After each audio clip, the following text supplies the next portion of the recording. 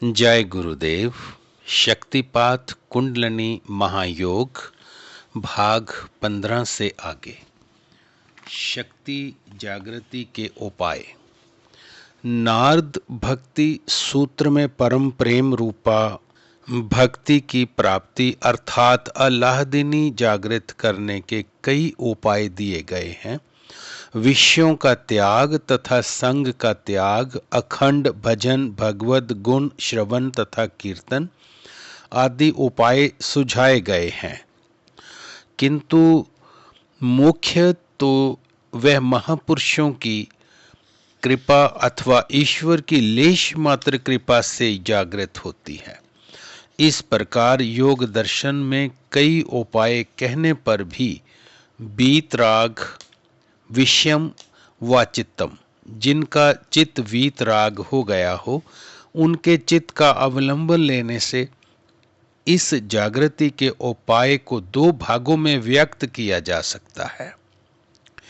सतत समर्पण युक्त साधना और दूसरा है गुरु कृपा। यहां भी सूत्रकार ने पहले तो साधना का उल्लेख किया है। योग अभ्यासात तीव्र वैराग्याच, अर्थात योग के अभ्यास और तीव्र वैराग्य से जाग जाती है। ज्ञान भक्तियम्हाम वा, अथवा ज्ञान तथा भक्ति से भी, प्राणायामादा अथवा प्राणायाम करने से, किंतु अंत में आकर ये कह दिया शक्तिपाता विशेष, शक्तिपात से विशेषता से जागती है। शक्तिपात की विशेषता यही है कि वह गुरु कृपा से अनायास ही जाग जाती है। साधना का मार्ग कष्ट साध्य तथा लंबा है। इसके लिए साधक को अत्यंत धैर्यवान होना आवश्यक है, अन्यथा बीच में ही साधना छोड़ बैठने की स्थिति उत्पन्न हो जाती है। जैसा उर्दू के एक शायर ने कहा है कि सुना है कि शहरे इश्क के गिर्द मज़ारे ही मज़ारे हो गई हैं। प्रेम नगर की यात्रा पर तो कई निकलते हैं, किंतु प्रेम नगर में पहुंचने से पहले ही उनकी कब्र बन जाती है। ऐसा साधना की निरंतरता एवं धैर्य के अभाव में होता है। इसके विपरीत शक्तिपात तत्काल फलदायी है।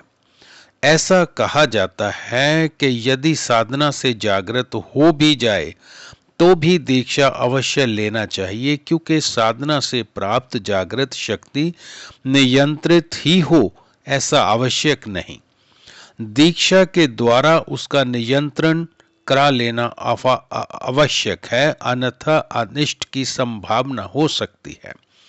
शिव सूत्र में तो जागृति का केवल एक ही उपाय स्वीकार किया गया है, गुरु रूपाय। गुरु ही उसका उपाय है।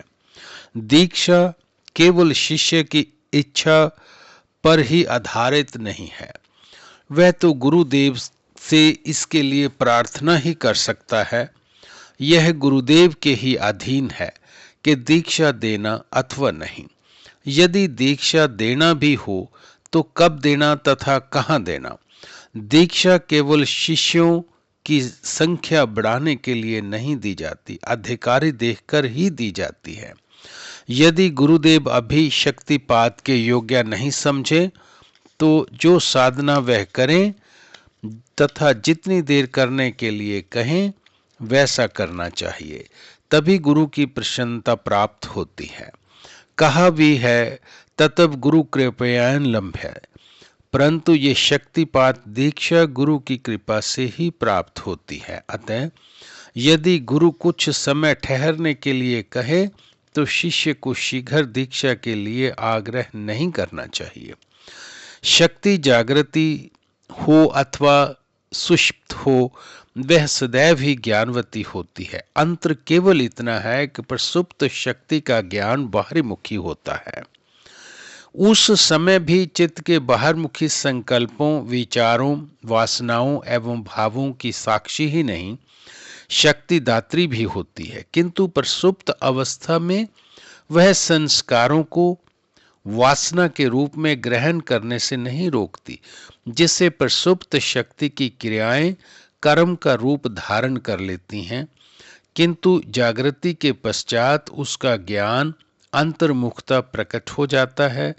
तब शक्ति ज्ञानवती होने के कारण क्रियावती भी हो जाती है। भाव ये है कि उस चित्त में जन्म जन्मांतर के छुपे अंकित संस्कारों का पूर्ण रूपेण ज्ञान होता है। किस संस्कार को कब, कितनी तथा कैसी क्रिया की आवश्यकता है, इससे वह पूरी तरह अवगत होती है। उसकी क्रियाशीलता इस रूप में प्रकट होती है कि वह संस्कारों को वासना का रूप ग्रहण करने से पूर्व ही मन की इच्छा से स्वतंत्र क्रिया में परिणत कर देती है। इससे यहाँ एक और संस्कार क्षीण हो जाता है, वहीं दूसरी ओर उस क्रिया द्वारा नया संस्कार संचय नहीं होता। तत् क्रियावती च भवति ज्ञानवत्वात्। शक्तिपात से शक्ति क्रियावती भी हो जाती है, शक्ति के ज्ञानवती होने के कारण। जय गुरुदेव।